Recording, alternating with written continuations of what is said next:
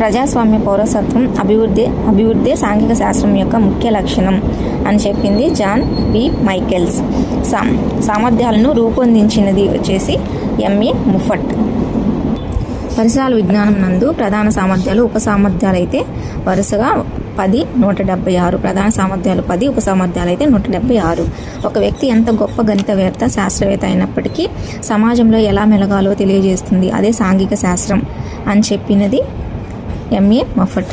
ఖగోళ శాస్త్రం, చరిత్ర, పౌర నీతి శాస్త్రం, అర్థశాస్త్రాల క్రమబద్ధ కలయికే సాంఘిక శాస్త్రం అని చెప్పినది సెకండరీ విద్యా కమిషన్.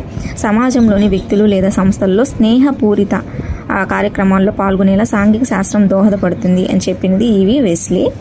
ప్రకృతి సంపదను, వనరులను జాగ్రత్తగా సంరక్షించుకొని తర్వాత తరాలకు అందించాల్సిన బాధ్యత మనపై కలదు. దాన్ని ఏ విధంగా పిలుస్తారు అంటే పరిపోషిత వికాసాభివృద్ధి అని పిలుస్తారు.